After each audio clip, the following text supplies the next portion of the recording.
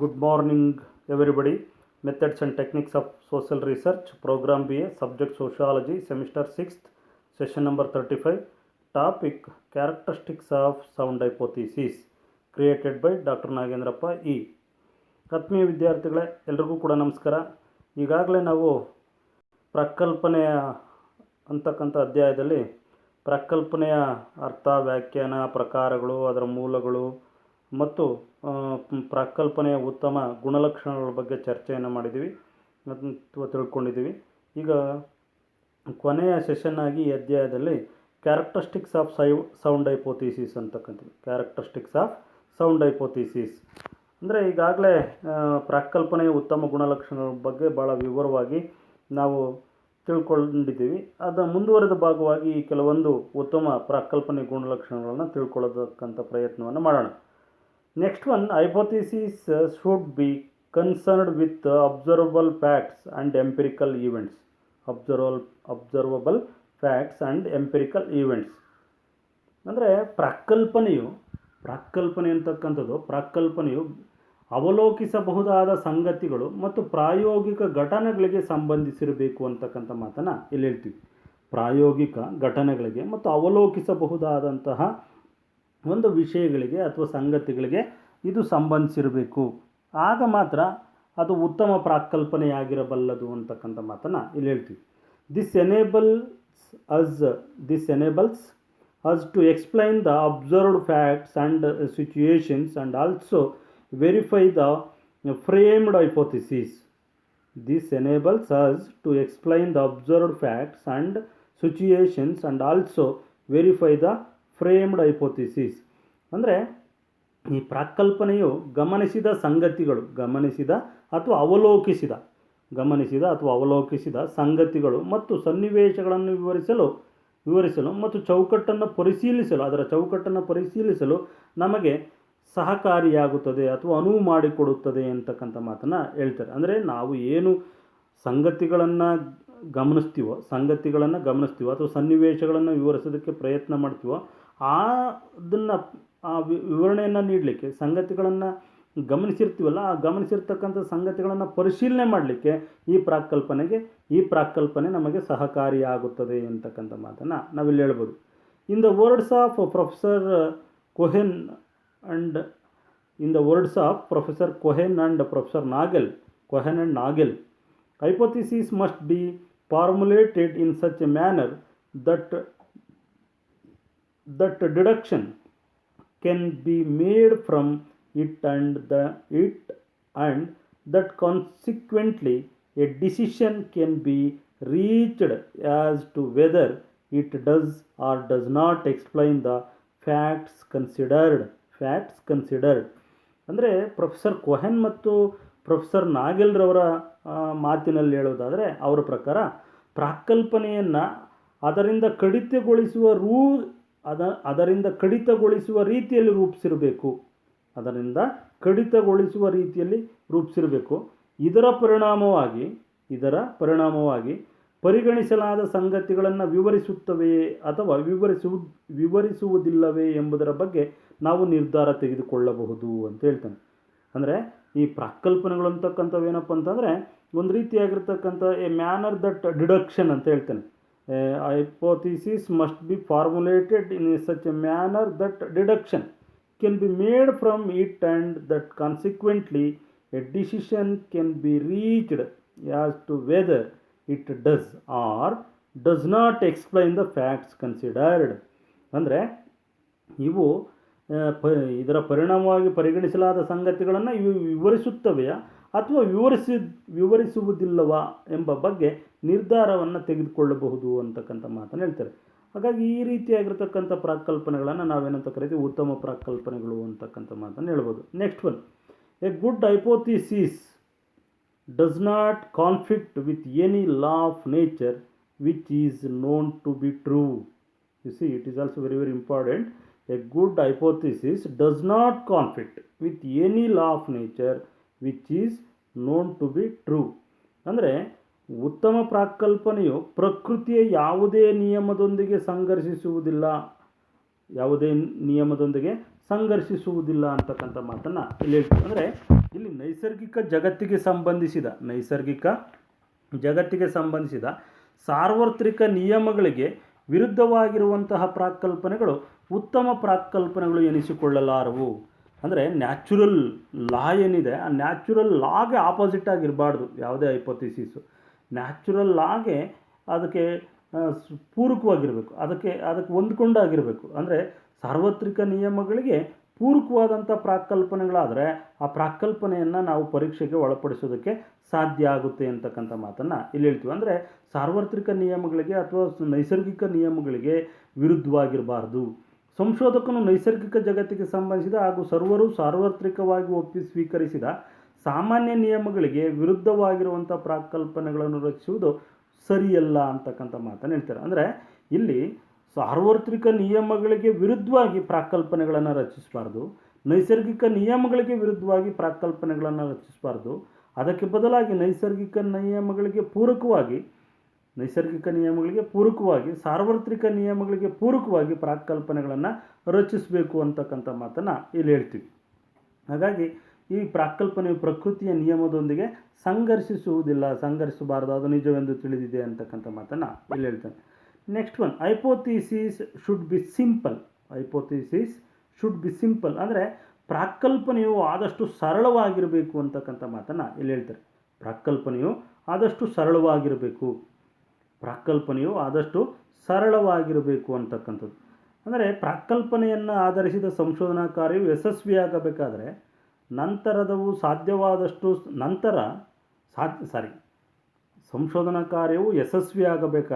ಸಂಶೋಧನಾ ಕಾರ್ಯವು ಯಶಸ್ವಿಯಾಗಬೇಕಾದರೆ ಪ್ರಾಕಲ್ಪನೆಗಳು ಸಾಧ್ಯವಾದಷ್ಟು ಮಟ್ಟಿಗೆ ಸರಳ ಮತ್ತು ಸುಲಭವಾಗಿರಬೇಕು.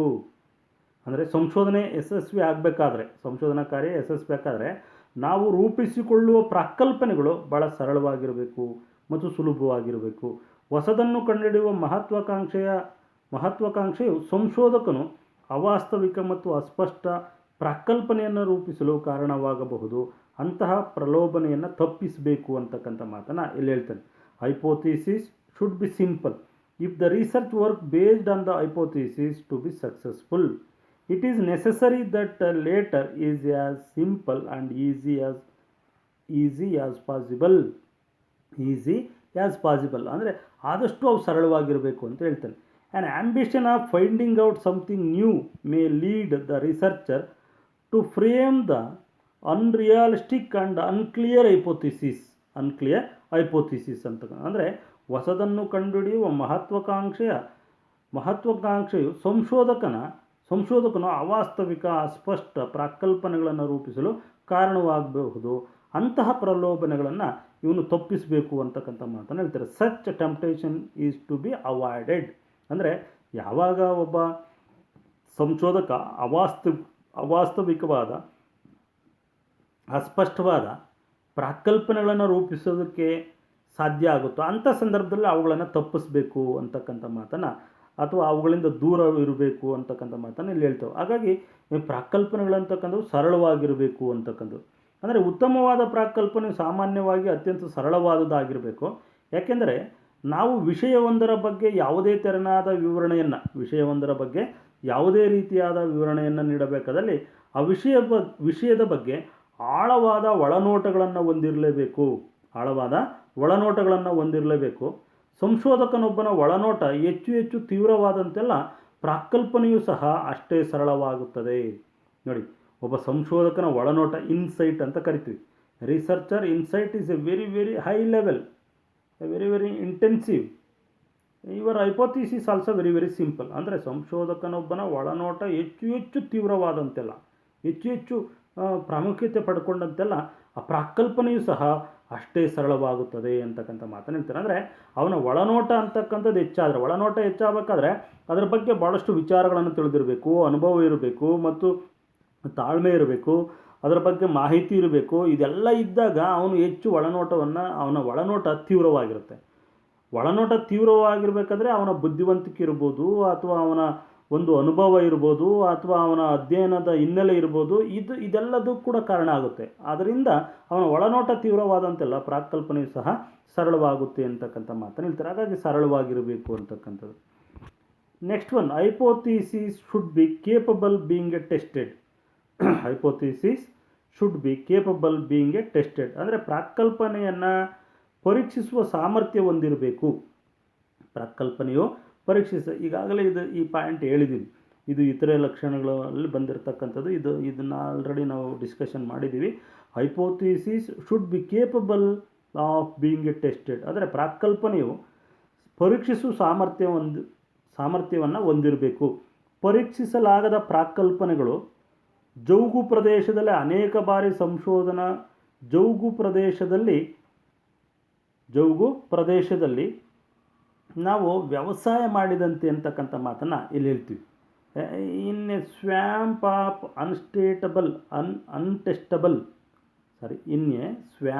Of untestable hypothesis many a time the research programmes ಯಾವ ಬಾಗ್ಡ್ ಡೌನ್ ಅಂತಕ್ಕಂಥ ಅಂದರೆ ಇವು ಪರೀಕ್ಷಿಸಲಾಗದ ಪ್ರಾಕಲ್ಪನೆಗಳು ಒಂದು ರೀತಿ ಜೌಗು ಪ್ರದೇಶದಲ್ಲಿ ತಯಾರಿಸಿರ್ತಕ್ಕಂಥವಾಗಿರ್ತವೆ. ಅನೇಕ ಬಾರಿ ಸಂಶೋಧನಾ ಕಾರ್ಯಕ್ರಮಗಳು ಕುಸಿಯುತ್ತವೆ ಅಂತಕ್ಕಂಥ ಮಾತನ್ನು ಇಲ್ಲಿ ಹೇಳ್ತೀವಿ. ಅಂದರೆ ಇಂತಹ ಪ್ರಾಕಲ್ಪನೆಗಳನ್ನು ನಾವೇನಾದರೂ ರಚಿಸ್ಕೊಂಡ್ರೆ, ಸ್ವ್ಯಾಂಪ್ ಆಗಿರ್ತಕ್ಕಂಥ ಅನ್ಟೆಸ್ಟಬಲ್ ಆಗಿರ್ತಕ್ಕಂಥ ಪ್ರಾಕಲ್ಪನೆಗಳನ್ನು ರೂಪಿಸ್ಕೊಂಡ್ರೆ ಸಂಶೋಧನಾ ಕಾರ್ಯಗಳು ಕುಸಿಯುತ್ತವೆ. ಬಾಗ್ಡ್ ಡೌನ್ ಅಂತ ಕರೀತಾರೆ. ಬಾಗ್ಡ್ ಡೌನ್ ಅಂದರೆ ಕುಸಿತವೆ ಅಂತಕ್ಕಂಥದ್ದು. ಪ್ರಾಕಲ್ಪನೆಯು ಪರೀಕ್ಷಿಸಬಹುದಾದ ಮತ್ತು ಒಂದನ್ನಾಗಿ ಮಾಡಲು ಸಂಶೋಧಕರಿಂದ ಕೆಲವು ಪೂರ್ವ ಅಧ್ಯಯನವನ್ನು ಮಾಡಬಹುದು. ಒಂದು ಪ್ರಾಕಲ್ಪನೆಯು ಇತರರ ಕಡಿತಗಳನ್ನು ಅದರಿಂದ ಮಾಡಬಹುದಾದರೆ ಅದನ್ನು ಪರೀಕ್ಷಿಸಬಹುದಾಗಿದೆ ಅಂತಕ್ಕಂಥ ಮಾತನ್ನು ಕೂಡ ನಾವಿಲ್ಲಿ ಹೇಳ್ಬೋದು. ಅದು ವೀಕ್ಷಣೆಯಿಂದ ದೃಢೀಕರಿಸಲ್ಪಡುತ್ತದೆ ಅಥವಾ ನಿರಾಕರಿಸಬಹುದು. ಉತ್ತಮ ಪ್ರಾಕಲ್ಪನೆಯು ಗಮನಿಸಿದ ಸಂಗತಿಗಳೊಂದಿಗೆ ಒಪ್ಪಂದದಲ್ಲಿದೆ ಅಂತಕ್ಕಂಥ ಮಾತನ್ನು ಇಲ್ಲಿ ಹೇಳ್ತೀವಿ. Some prior study may be done by researcher in order to make hypothesis is a testable one. Hypothesis is testable if other deductions can be made from it, which in turn can be confirmed or disproved by observation. A good hypothesis is an agreement with the observed facts. A good hypothesis is an agreement with the observed facts ಅಂತಕ್ಕಂಥ ಅಂದರೆ ಈ ಉತ್ತಮ ಪ್ರಾಕಲ್ಪನೆ ಅಂತಕ್ಕಂಥದ್ದು ಏನಿದೆಯಪ್ಪ ಅಂದರೆ ಉತ್ತಮ ಪ್ರಾಕಲ್ಪನೆಯು ಅವಲೋಕಿಸಿದ ಸಂಗತಿಗಳ ಜೊತೆಗೆ ಒಂದು ಒಪ್ಪಂದವನ್ನು ಮಾಡಿಕೊಂಡಿರುತ್ತೆ ಅಥವಾ ಒಪ್ಪಂದದಂತೆ ಇರುತ್ತೆ ಅಂತಕ್ಕಂಥ ಮಾತನ್ನು ಹೇಳ್ತಾರೆ. A good hypothesis is an agreement with the observed facts. Observed ಅಂದರೆ ಅವಲೋಕನ ಅಂತಕ್ಕಂಥ ಅವಲೋಕಿಸಿದ ಸಂಗತಿಗಳ ಜೊತೆ ಒಂದು ರೀತಿಯಾಗಿರ್ತಕ್ಕಂತಹ ಒಪ್ಪಂದವನ್ನು ಮಾಡಿಕೊಂಡ ರೀತಿಯಲ್ಲಿ ಪ್ರಾಕಲ್ಪನೆಗಳಿರ್ತವೆ. ಇಂಥ ಪ್ರಾಕಲ್ಪನೆಗಳು ಉತ್ತಮ ಪ್ರಾಕಲ್ಪನೆಗಳು ಅಂತೇಳಿ ಕರೀತಾರೆ. Next one, hypothesis should be limited in scope. Hypothesis should be limited in scope ಅಂದರೆ ಈ ಪ್ರಾಕಲ್ಪನೆಯ ವ್ಯಾಪ್ತಿಯಲ್ಲಿ ಸೀಮಿತಗೊಳಿಸಬೇಕು ಅಂತಕ್ಕಂಥದ್ದು. ಇದನ್ನು ಕೂಡ ವ್ಯಾಪ್ತಿ ಭಾಳ ಮೊದಲೇ ಮೇಯ್ನ್ ಸೌಂಡ್ ಕ್ಯಾರೆಕ್ಟರಿಸ್ಟಿಕ್ಸಲ್ಲಿ ಹೇಳಿದ್ದೀವಿ, ಉತ್ತಮ ಪ್ರಾಕಲ್ಪನೆ ಲಕ್ಷಣಗಳಲ್ಲಿ ಹೇಳಿದ್ದೀವಿ. ಅಂದರೆ ಪ್ರಾಕಲ್ಪನೆಯ ವ್ಯಾಪ್ತಿ ಭಾಳ ಸೀಮಿತವಾಗಿರಬೇಕು. ಅದನ್ನೇನಾದರೂ ಕೂಡ ವೈಭವೋಪೇತವಾಗಿ ಭಾಳ ವಿಶಾಲವಾದ ನೆಲಗಟ್ಟಿನಲ್ಲಿ ನಾವು ಪ್ರಾಕಲ್ಪನೆಗಳನ್ನು ರೂಪಿಸ್ಕೊಂಡಿದ್ದೇ ಆದರೆ ಅಂತಹ ಪ್ರಾಕಲ್ಪನೆಗಳನ್ನು ಪರೀಕ್ಷೆಗೆ ಒಳಪಡಿಸೋದಕ್ಕೆ ಸಾಧ್ಯ ಆಗಲ್ಲ ಅಂತಕ್ಕಂಥ ಹಿನ್ನೆಲೆಯಲ್ಲಿ ನಾವು ಈಗ ಆಲ್ರೆಡಿ ಚರ್ಚೆಯನ್ನು ಮಾಡಿದ್ದೀವಿ ಇಂದಿನ ಸೆಷನ್ಗಳಲ್ಲಿ. ಈಗ ಇಲ್ಲಿನೂ ಕೂಡ ಏನು ಹೇಳ್ತಾನಪ್ಪ ಅಂದರೆ ಪ್ರಾಕಲ್ಪನೆಯನ್ನು ನಾವು ಭಾಳ ಒಂದು ನಿರ್ದಿಷ್ಟ ಒಂದು ಸನ್ನಿವೇಶದಲ್ಲಿ ಅವುಗಳನ್ನು ರೂಪಿಸ್ಕೊಳ್ಬೇಕು ಅಂತಕ್ಕಂಥದ್ದು. ಅಂದರೆ ಪ್ರಾಕಲ್ಪನೆಯ ವ್ಯಾಪ್ತಿಯಲ್ಲಿ ಸೀಮಿತಗೊಳಿಸಬೇಕು ಅಂತಕ್ಕಂಥದ್ದು. ಕಿರಿದಾದ ಪ್ರಾಕಲ್ಪನೆಗಳು ಸಾಮಾನ್ಯವಾಗಿ ಹೆಚ್ಚು ಪರೀಕ್ಷಿಸಬಹುದಾದವು ಎಂಬುದನ್ನು ಸಂಶೋಧಕರು ನೆನಪಿನಲ್ಲಿಟ್ಕೊಳ್ಬೇಕು. ಅಂದರೆ ಸರಳವಾಗಿರ್ತಕ್ಕಂತಹ ಮತ್ತು ಭಾಳ ವ್ಯಾಪ್ತಿಯಲ್ಲಿ ಚಿಕ್ಕದಾಗಿರ್ತಕ್ಕಂಥ ಪ್ರಾಕಲ್ಪನೆಗಳನ್ನು ನಾವು ಪರೀಕ್ಷಿಸೋದಕ್ಕೆ ಯೋಗ್ಯ ಅಂತ ಹೇಳ್ಬೋದು. ಇದು ಸಂಶೋಧಕನಿಗೆ ನೆನಪಿನಲ್ಲಿರಬೇಕು. ಭಾಳಷ್ಟು ಚಿಕ್ಕ ಒಂದು ಪ್ರದೇಶದಲ್ಲಿ ಚಿಕ್ಕ ಪ್ರದೇಶದಲ್ಲಿ ಅಥವಾ ವ್ಯಾಪ್ತಿಯಲ್ಲಿ ಪ್ರಾಕಲ್ಪನೆಗಳನ್ನು ರೂಪಿಸ್ಕೊಂಡಿದ್ದರೆ ಅಂತಹ ಪ್ರಾಕಲ್ಪನೆಗಳು ಏನಾಗಿರ್ತಾವಪ್ಪ ಅಂತಂದರೆ ಅಂತಹ ಪ್ರಾಕಲ್ಪನೆಗಳನ್ನು ಸಂಶೋಧಕನು ಪ್ರಯೋಗಕ್ಕೆ ಅಥವಾ ಪರೀಕ್ಷೆಗೆ ಒಳಪಡಿಸಲು ಸಹಕಾರಿಯಾಗ್ತವೆ ಅಂತಕ್ಕಂಥ. ಮತ್ತು ಅವನು ಅಂತಹ ಪ್ರಾಕಲ್ಪನೆಗಳನ್ನು ಅಭಿವೃದ್ಧಿಪಡಿಸಬೇಕು. ಅಂದರೆ ಒಬ್ಬ ಸಂಶೋಧಕ ಎಂತಹ ಪ್ರಾಕಲ್ಪನೆಗಳನ್ನು ಅಭಿವೃದ್ಧಿಪಡಿಸಬೇಕು ಅಥವಾ ರೂಪಿಸ್ಕೊಳ್ಬೇಕಪ್ಪ ಅಂತಂದರೆ ಪರೀಕ್ಷೆಗೆ ಅಳವಡಿಸಲು ಸಹಾಯಕವಾಗ್ತಕ್ಕಂತಹ ಒಂದು ಪ್ರಾಕಲ್ಪನೆಗಳನ್ನು ರೂಪಿಸಬೇಕು ಅಥವಾ ಅಭಿವೃದ್ಧಿಪಡಿಸಬೇಕು. ಯಾಕೆ ಇಲ್ಲಿ ಭಾಳ ವಿಶಾಲವಾದ ವೈಭವೋಪೇತವಾದ ಭಾಳ ಉದಾತ್ತವಾಗಿರ್ತಕ್ಕಂಥ ಹೇಳಿಕೆಗಳನ್ನು ನಾವು ಪ್ರಕಲ್ಪನೆಗಳಾಗಿ ರೂಪಿಸಿದರೆ ಅವುಗಳನ್ನು ಪರೀಕ್ಷೆಗೆ ಒಳಪಡಿಸಲು ಸಾಧ್ಯವಾಗುವುದಿಲ್ಲ ಅಂತಕ್ಕಂಥ ಮಾತನ್ನು ಇಲ್ಲಿ ಹೇಳ್ತೀವಿ. ಅದರಿಂದ ಈ ಅಂಶವನ್ನು ಸಂಶೋಧಕರು ನೆನಪಿನಲ್ಲಿಟ್ಕೊಳ್ಬೇಕು. ಅವನು ಅಂತಹ ಪ್ರಾಕಲ್ಪನೆಗಳನ್ನು ಅಭಿವೃದ್ಧಿಪಡಿಸಬೇಕು. ಉತ್ತಮ ಪ್ರಾಕಲ್ಪನೆಯು ಪರಿಶೀಲನೆಯ ಉದ್ದೇಶಕ್ಕಾಗಿ ಬಳಸಬೇಕಾದ ವಿಭಿನ್ನ ಪ್ರಕಾರದ ನಿಯಂತ್ರಣಗಳನ್ನು ಗಣನೆಗೆ ತೆಗೆದುಕೊಳ್ಳುತ್ತದೆ. ನೋಡಿ, ಇಲ್ಲಿ ಉತ್ತಮ ಪ್ರಾಕಲ್ಪನೆ ಅಂತಕ್ಕಂಥದ್ದು ಪರಿಶೀಲನೆ ಉದ್ದೇಶಕ್ಕಾಗಿ ಬಳಸಬೇಕಾದ ವಿಭಿನ್ನ ಪ್ರಕಾರದ ನಿಯಂತ್ರಣಗಳನ್ನು ಅದು ಪರಿಗಣಿಸುತ್ತದೆ ಅಂತಕ್ಕಂಥ ಮಾತನ್ನು ಹೇಳ್ತಾರೆ. Good hypothesis good researcher must remember that a narrower hypothesis are generally a more testable and he should develop such hypothesis. Researcher must remember ಅಂದರೆ ಸಂಶೋಧಕ ಒಂದು ಬಾರಿ ನೆನಪು ಮಾಡ್ಕೊಳ್ಳಿ, ನ್ಯಾರೋಯರ್ ಹೈಪೋಥಿಸಿಸ್ ಅಂದರೆ ನಿರ್ದಿಷ್ಟವಾದ ಅಥವಾ ಸೀಮಿತವಾದ ಖಚಿತವಾಗಿರ್ತಕ್ಕಂಥ ಪ್ರಕಲ್ಪನೆಗಳು ಸರ್ವೇ ಸಾಮಾನ್ಯವಾಗಿ ಹೆಚ್ಚು ಪರೀಕ್ಷೆಗೆ ಒಳಪಡಿಸುತ್ತವೆ ಮತ್ತು ಅಂತಹ ಒಂದು ಪ್ರಕಲ್ಪನೆಗಳನ್ನು ರೂಪಿಸಬೇಕು, ಅಭಿವೃದ್ಧಿಪಡಿಸಬೇಕು ಅಂತಕ್ಕಂಥ ಮಾತನ್ನು ಹೇಳ್ತಾರೆ. Such should be develop such hypothesis and he should develop such hypothesis ಅಂತಕ್ಕಂಥದ್ದು. A good hypothesis takes into account of different types controls which are to be exercised for the purpose of verification.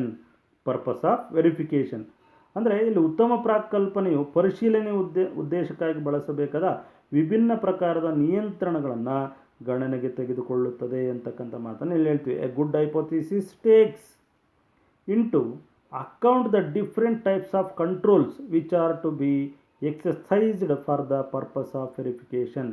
ಅಂದರೆ ಉತ್ತಮ ಪ್ರಾಕಲ್ಪನೆಗಳು ಏನು verification purpose ಉದ್ದೇಶಗಳನ್ನು ಪರಿಶೀಲನೆ ಮಾಡೋದಕ್ಕೋಸ್ಕರ ವಿಭಿನ್ನ ಪ್ರಕಾರದ ನಿಯಂತ್ರಣಗಳನ್ನು ಇಲ್ಲಿ ಪರಿಗಣಿಸುತ್ತೆ ಅಥವಾ ನಿಯಂತ್ರಣಗಳನ್ನು ಅಳವಡಿಸಿಕೊಳ್ಳುತ್ತೆ ಅಥವಾ ನಿಯಂತ್ರಣಗಳನ್ನು ತೆಗೆದುಕೊಳ್ಳುತ್ತೆ ಅಂತಕ್ಕಂಥ ಮಾತನ್ನು ಹೇಳ್ತಾರೆ. ಹಾಗಾಗಿ ಯಾವಾಗ ವಿಭಿನ್ನ ಪ್ರಕಾರದ ನಿಯಂತ್ರಣಗಳನ್ನು ಗಣನೆಗೆ ತೆಗೆದುಕೊಂಡು ಪ್ರಾಕಲ್ಪನೆಗಳು ಪರೀಕ್ಷೆಗೆ ಒಳಪಡಿಸುತ್ತಾರೆಯೋ ಆಗ ಉತ್ತಮ ಪ್ರಾಕಲ್ಪನೆಗಳಾಗುತ್ತವೆ ಅಂತಕ್ಕಂಥ ಮಾತನ್ನು ಇಲ್ಲಿ ಹೇಳ್ಬೋದು. ಉತ್ತಮ ಪ್ರಾಕಲ್ಪನೆಗಳಾಗುತ್ತವೆ ಅಂತಕ್ಕಂಥ ಮಾತನ್ನು ಇಲ್ಲಿ ಹೇಳ್ಬೋದು. ಅಂದರೆ ಇಲ್ಲಿ ಪ್ರಾಕಲ್ಪನೆಯ ಉತ್ತಮವಾಗಿರಬೇಕಂತಂದರೆ ಈ ಎಲ್ಲ ಲಕ್ಷಣಗಳನ್ನು ಒಳಗೊಂಡಿರಬೇಕು ಅಂತಕ್ಕಂಥ ಮಾತನ್ನು ಇಲ್ಲಿ ಹೇಳ್ತೀವಿ. ಕೊನೆಯದಾಗಿ ಶ್ರೀಮತಿ ಪೌಲಿನ್ ಯಂಗ್ ಅಂತಕ್ಕಂಥ ಒಬ್ಬ ಶ್ರೀಮತಿ ಪೌಲಿನ್ ಯಂಗ್ ಇವರು ಅತ್ಯಂತ ಮಾರ್ಮಿಕವಾಗಿ ಹಾಗೂ ಸೂಕ್ಷ್ಮವಾಗಿ ಉತ್ತಮವಾದ ಪ್ರಾಕಲ್ಪನೆಯು ಈ ಲಕ್ಷಣಗಳನ್ನು ಹೊಂದಿರಬೇಕು ಅಂತ ಹೇಳ್ತಾರೆ. ಕೊನೆಯದಾಗಿ ಶ್ರೀಮತಿ ಪೌಲಿನ್ ಯಂಗ್ ಅತ್ಯಂತ ಮಾರ್ಮಿಕವಾಗಿ ಹಾಗೂ ಸೂಕ್ಷ್ಮವಾಗಿ ಉತ್ತಮವಾದ ಪ್ರಾಕಲ್ಪನೆಯು ಕೆಲವೊಂದು ಲಕ್ಷಣಗಳನ್ನು ಒಳಗೊಂಡಿರಬೇಕು. ಏನೇನದು? ಸಂಶೋಧಕನು ತೀಕ್ಷ್ಣವಾದ ಅವಲೋಕನಗಳನ್ನು ಹೊಂದಿರಬೇಕು. ಸಂಶೋಧಕನ ತೀಕ್ಷ್ಣವಾದ ಅವಲೋಕನಗಳು ಅಂತಕ್ಕಂಥದ್ದು ಅಂದರೆ ರಿಸರ್ಚರ್ ಅಬ್ಸರ್ವೇಷನ್ ಅಂತಕ್ಕಂಥದ್ದು. ಅದರಲ್ಲೂ ಕೂಡ ಭಾಳ ತೀಕ್ಷ್ಣವಾದಂಥ ಅವಲೋಕನಗಳು ಇರಬೇಕು ಅಂತಕ್ಕಂಥ ಮಾತನ್ನು ಇಲ್ಲಿ ಹೇಳ್ತಾರೆ. ಅದೇ ರೀತಿ ಅವನು ಶಿಸ್ತು ಸಂಯಮಗಳಿಂದ ಕೂಡಿದ ಕಲ್ಪನಾ ಶಕ್ತಿಯನ್ನು ಮತ್ತು ಸೃಜನಶೀಲ ಚಿಂತನೆಯನ್ನು ಹೊಂದಿರಬೇಕು.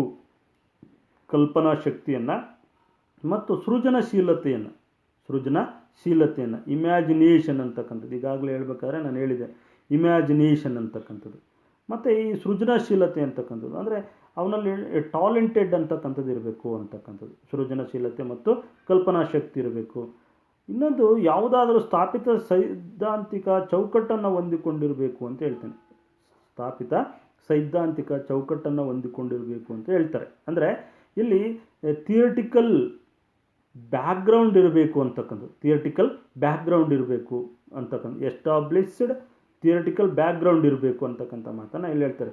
ಯಾವುದಾದರೂ ಸ್ಥಾಪಿತ ಸೈದ್ಧಾಂತಿಕ ಚೌಕಟ್ಟನ್ನು ಹೊಂದಿರಬೇಕು ಅಂತಕ್ಕಂಥ ಇದಿದ್ದರೆ ಉತ್ತಮ ಪ್ರಾಕಲ್ಪನೆಗಳಾಗ್ತವೆ ಅಂತಕ್ಕಂಥ ಮಾತನ್ನು ಇಲ್ಲಿ ಹೇಳ್ತೇನೆ.